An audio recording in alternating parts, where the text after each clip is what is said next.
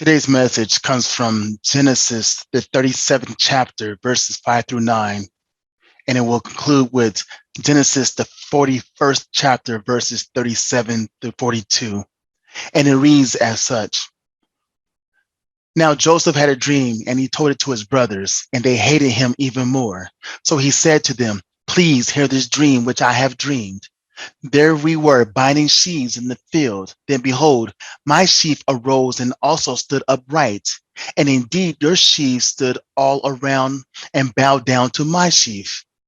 And his brothers said to him, "Shall you indeed reign over us? Or shall you indeed have dominion over us?" So they hated him even more for his dreams and for his words. Then he dreamed still another dream, and he told it to his brothers and said, "Look, I have dreamed another dream. And this time the sun, the moon, and the 11 stars bow down to me." Now we will jump over to the 41st chapter, verses 37 and 42, which is talked about the inception of the dream. But now we're going to talk about what was the dream. So the advice was good in the eyes of Pharaoh and in the eyes of all his servants. And Pharaoh said to his servants, "Can we find such a one as this, a man in whom is the Spirit of God?" Then Pharaoh said unto Joseph, "Inasmuch as God has shown you all this, there is no one as discerning and wise as you. You shall be over my house, and all my people shall be ruled according to your word. Only in regard to the throne will I be greater than you." And Pharaoh said to Joseph, "See, I have set you over all the land of Egypt." Then Pharaoh took his signet ring off his hand and put it on Joseph's hand, and he clothed him in garments of fine linen and put a gold chain around his neck. And he had him ride in the second chariot which he had, and they cried out before him, "Bow the knee." So he set him over all the land of Egypt. Pharaoh also said to Joseph, "I am Pharaoh, and without your consent, no man may lift his hand or foot in all the land of Egypt." The title of this message is properly titled, "Your Dream Will Become Your Reality." Any individual to whom God has given a dream must realize that your dream is proof that you are called for something greater, proof that you were designed for something phenomenal, and proof that you were meant for more in your life. It is a constant reminder that you don't have to settle for anything or for anyone, but rather strive for the greatness for which God has called you. The B clause of John 10:10 says, "I come that they might have life and that they might have it more abundantly."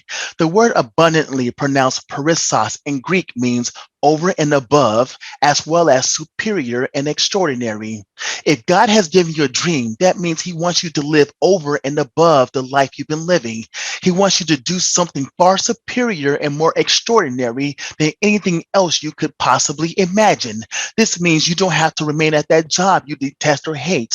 You don't have to embrace or accept an abusive and loveless relationship. You don't have to endure or be content with a life of financial lack. You don't have to be defined by a particular social status. You don't have to be insecure or have low self-esteem. If you're going to achieve the life you desire and deserve, then you must understand that the transformation of your life begins with a dream. How do I know this? In Genesis, the 37th chapter, in the A clause of the 5th verse, it says, "Now Joseph had a dream." Stop. Point number one. Your dream is the inception of your destiny. Proverbs 29:18 says, "Where there's no vision or where there's no dream, the people perish." The primary difference between people who exist and those who live happier and more fulfilling lives is the initiation in the power of their dream. Eleanor Roosevelt said it best when she stated, "The future belongs to those who believe in the beauty of their dreams." Your dream is the key to breaking the binds of generational curses. Your dream is the driving force you need to live financially free. Your dream is the power you need to force through the forest of uncertainty. Your dream is the bridge between your past and what's to come. People who live by their dream are not bound by the law and order of excuses or alibis. Neither are they restricted to live within the confines of anyone else's opinions. Someone who dreams for something better is an individual with the assignment of greatness. Before we continue on, let's pivot for a moment to see if you're someone with a dream or you're someone with a wish. Most people who think they have a dream actually have a wish. Let's break it down. The collegiate definition of the word wish is to feel or express a strong desire or hope for something that is not easily attainable. That sounds kind of like a dream, doesn't it? But the second part says, or it's a want for something that cannot or probably will not happen. That makes it a wish. A dream, however, is a cherished aspiration, ambition, or ideal. Essentially, with the right amount of energy and action, with the right amount of desire and drive, a dream can become your new reality. Now, let me ask you this question. Do you have a dream or do you have a wish? Let's see. Ladies, your dream of a husband should not be of a man who checks the boxes financially and physically, but more of a Boaz who can see your potential, who can see beyond your physical makeup, who can appreciate the value you bring to the relationship, will protect you, provide for you, pray with you, and provoke you to personal excellence, who can confirm in words and actions what Adam said when he first saw Eve. What did he say? This is now bone of my bones and flesh of my flesh. So many of you are wishing for the perfect man, but you are overlooking the king that God has prepared for you.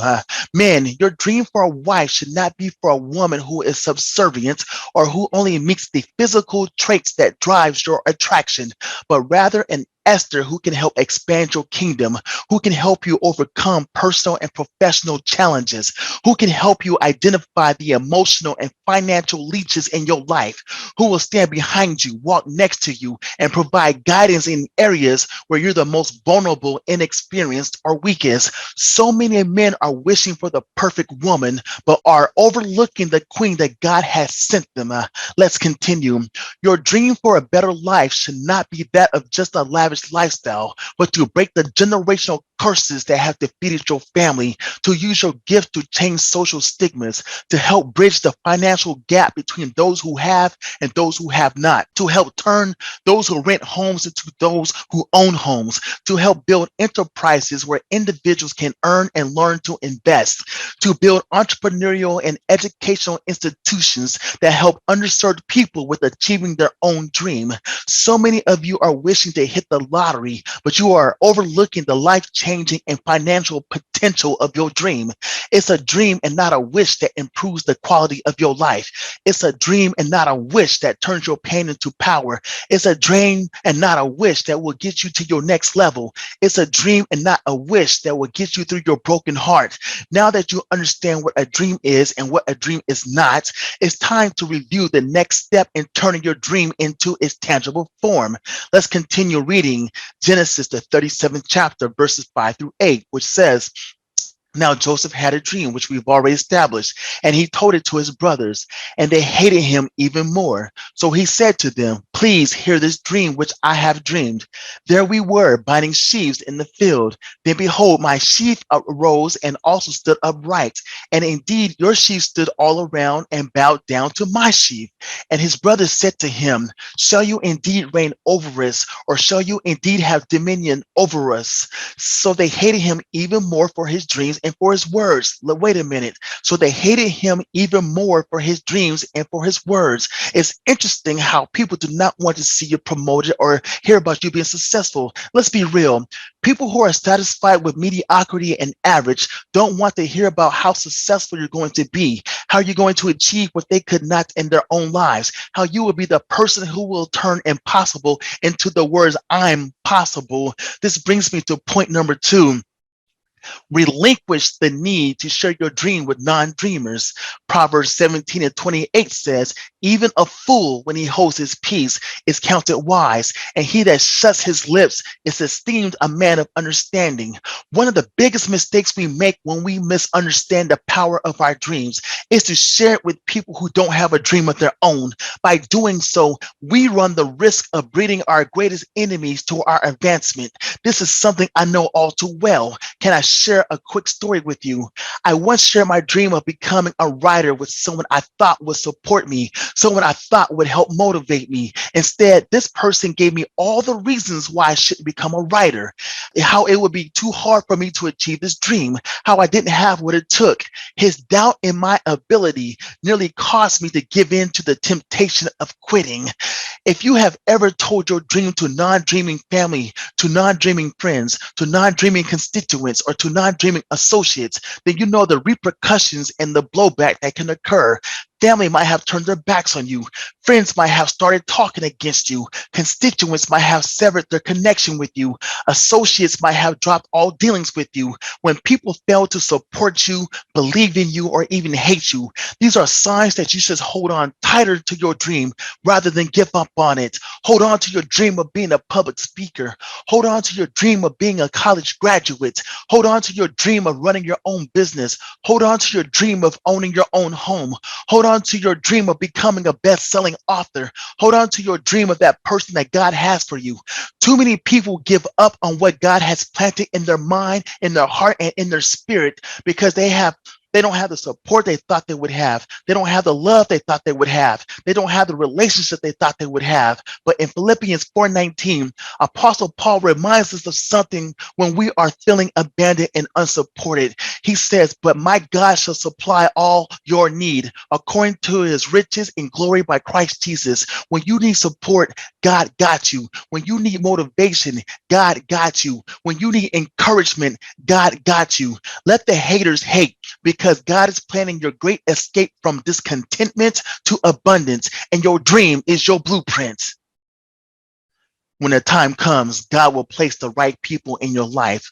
Sometimes this is hard to believe because you've been going at this thing called life by yourself. You've been going from one challenge to another challenge without understanding the reason why. How many times have you cried yourself to sleep? How many times have you been hurt or heartbroken? How many times have you been disappointed or disregarded? How many times have you been mistreated or abused? Understand something, my kings and queens.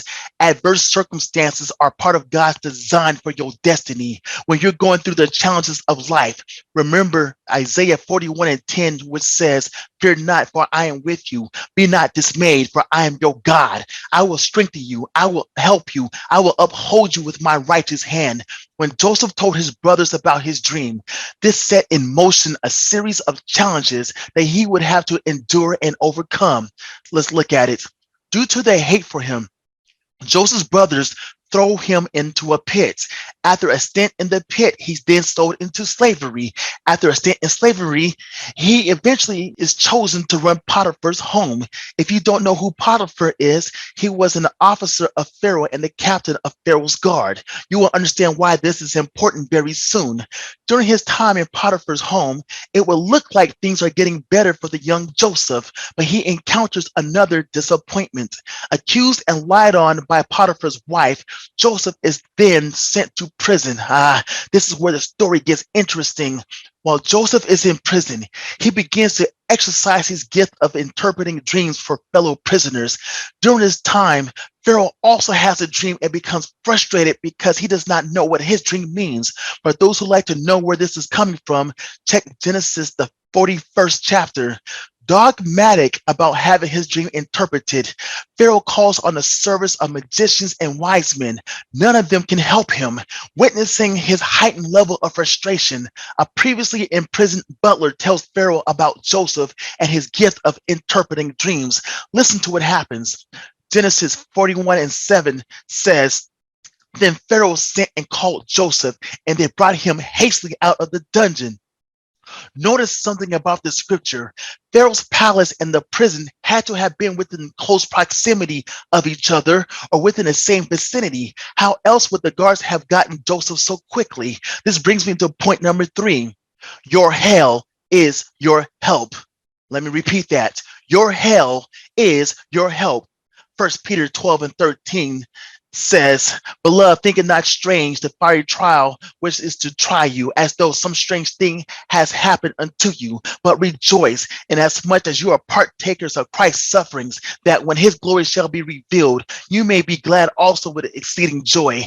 Before your dream can become your new reality, you must understand that you will have to undergo some adverse circumstances, undergo some disappointments, undergo some losses, and undergo some heartaches. But be encouraged, because everything you've undergone was necessary to get you in the environment where your dream is to be manifested.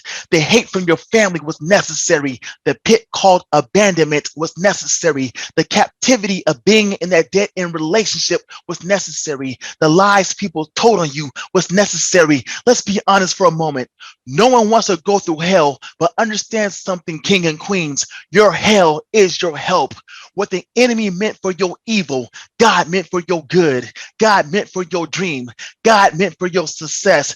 God meant for your destiny. God meant for your joy. God meant for the development of your strength and character. Every person to whom God has given a purpose or a dream had to undergo their own definition of hell. But I hear David say, "Though I walk through the valley in the shadow of death, I shall fear no evil." This means hell is not my destination. It's only the road I must travel to get from complacency to achievement. It's only the path I must take to get from where I am to where I'm destined to be. It's only the bridge I must take to get from dissatisfaction to overwhelming joy. The very thing that got Joseph hated and thrown into a pit was the same thing that got him promoted to the palace, and that was a dream. Wherever you are in your journey, do not give up on the dream that God gave you. If you have, then I encourage you to find where you left it and resuscitate it, which means breathe life back into that thing you left. Here's something else to note. During the time when Joseph had become the governor for Egypt, much of the country was going through a famine. His ability to interpret Pharaoh's dream put Egypt in the position where the local people had to come to him for food and resources. And guess what? The people who needed his help were the same people who threw him in the pit. It was the same people who despised him. It was the same people who didn't believe in him. Although God assigned your dream to you, the ultimate purpose of your dream is to impact the people who never supported you, family that hated you, and to help the people who don't know you and need you. Some of you may have given up on your dream because the manifestation of it was taking too long. Understand this. Joseph was 17 when God gave him the dream, but it was manifested when he was 30. Just because it's taken longer than you have imagined, don't give up on your dream. If you keep believing and seeking God's instruction, you will have the desires of your heart as God will have it. No good thing, scripture says, he will hold from them that walk uprightly. No matter what you are currently going through or what you've undergone, please remember that you were meant for something more in this life. If this wasn't the case, God would have never given you your dream. Yet on your journey, you will have backstabbers, you will have haters, and you will have people who want to see you fail. But remember this though, if you stop listening to negativity, you have clarity you need for destiny. Let me say this again. If you stop listening to negativity, you will have the clarity you need for your destiny. Until your dream becomes your new reality, keep dreaming and never give up. I pray your success in the Lord. This is Coach L, provoking you to live the life you desire and deserve.